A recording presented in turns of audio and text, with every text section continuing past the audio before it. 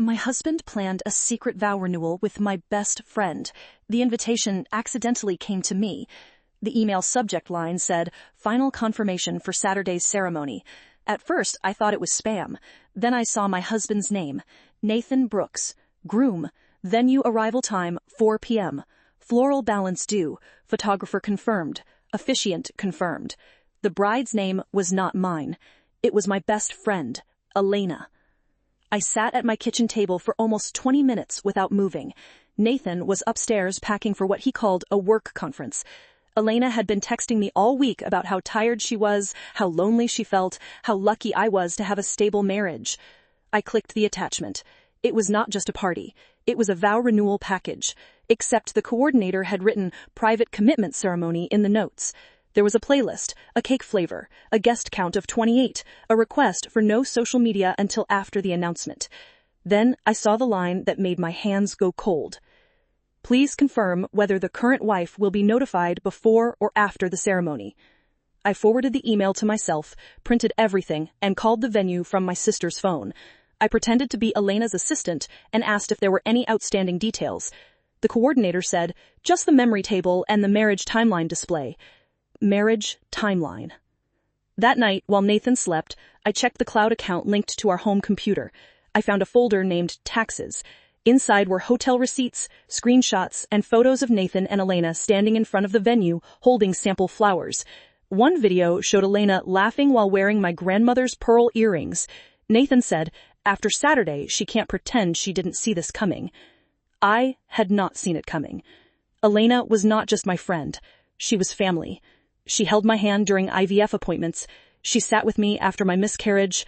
She helped me decorate the nursery we eventually turned back into a guest room because I could not walk past it without crying. And through all of that, she was sleeping with my husband. The next morning, Nathan kissed me goodbye and said the hotel conference had bad service. Elena texted, "Want brunch Sunday? I have something big to tell you." I replied, "Can't wait." Then I started making calls. First, I called a lawyer. Then I called the venue again, this time as myself. The coordinator went silent when I explained who I was. She said she could not discuss the event with me because I was not the client. I told her I understood, but I wanted to forward one document, the original email sent to my address by mistake, including the line about whether the current wife will be notified before or after the ceremony. 20 minutes later, the venue owner called me. He sounded horrified. He said Nathan and Elena had described the event as a symbolic celebration after a private separation. They claimed I knew. They claimed I was refusing to sign papers but had emotionally moved on. They claimed the guests understood. I asked if I could attend. He said, technically, it's their event. I said, technically, I'm part of the marriage timeline. He paused for a long time. Then he said he could not stop me from entering a public-facing venue lobby. Saturday came. I wore the black dress Nathan bought me for our anniversary. My sister drove. My lawyer told me not to cause a scene. I told her I was only bringing receipts. When we arrived, the welcome sign said, "Nathan and Elena, choosing forever." Beneath it was a framed photo of them on a beach. I recognized the beach. Nathan had told me that trip was for a leadership retreat. Guests were sipping champagne in the courtyard. Some were Elena's coworkers. Some were Nathan's gym friends. 3 were people who had eaten dinner at my house. Nobody knew where to look when they saw me. Elena's mother approached first.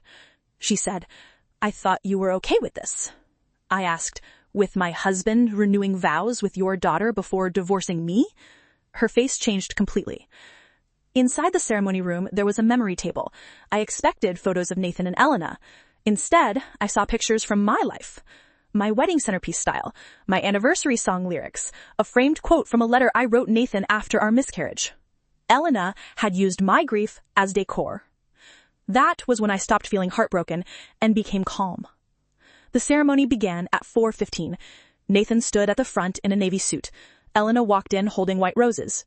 She looked beautiful. That was the worst part. For one second, I understood how she had fooled everyone. She looked soft, nervous, almost innocent. Then she saw me in the back row. Her smile died.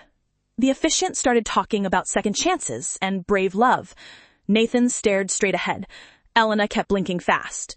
When the officiant asked if anyone wanted to speak before they exchanged vows, nobody moved. So I stood. I said, "I do." The room turned. Nathan whispered my name like a warning. I walked to the front and placed the printed email on the first chair. Then I placed the hotel receipts, then the screenshots, then the photo of Elena wearing my grandmother's earrings. I did not yell. I said, "Some of you were told I knew about this." I did not. Some of you were told we were separated. We are not. Some of you were told this was brave love. It is actually adultery with catering. A woman in the second row covered her mouth. Elena started crying and said, "You don't understand. We fell in love accidentally." I said, "You accidentally sent me the invoice." That was when the venue owner stepped in. He said the event could not continue under false pretenses because the contract required accurate disclosure for ceremony services. Nathan started arguing about money. Elena begged him to stop talking. Then my sister played the video from the cloud folder. Nathan's voice filled the room. After Saturday, she can't pretend she didn't see this coming. The guests heard it twice because my sister restarted it. Elena's father walked out. Her mother followed. Nathan's best man asked him if the timeline display was stolen from my actual wedding. Nathan said nothing. But the peak came when Elena looked at the earrings in the photo and touched her ears. She was wearing them at the ceremony. My grandmother's pearls. The ones Nathan told me were missing after our last move. I asked them for them back. Elena said they were a gift. I said, "From my house?" My lawyer, who was waiting in the lobby, stepped inside and asked Elena to remove them before the police report included stolen property worn during the event. Elena took them off with shaking hands. The ceremony ended without vows, without cake, and without the announcement Nathan had planned. Guests left in clusters, whispering. Someone took down the welcome sign. The florist packed the extra roses back into buckets. Nathan followed me outside and said I had humiliated him. I said, "No, I attended the event I was billed into." Nathan wanted a secret vow renewal before giving me a divorce, so I renewed my promise to myself instead. The divorce is not final yet, but the house is mine, the pearls are mine, and the story is mine now. Elena lost the friend who carried her through every breakup. Nathan lost the wife who made his life look stable, and I lost two people who were never who I thought they were. If you were me, would you have walked in quietly, or would you have waited until they said the vows first? And here's the detail I still cannot forget.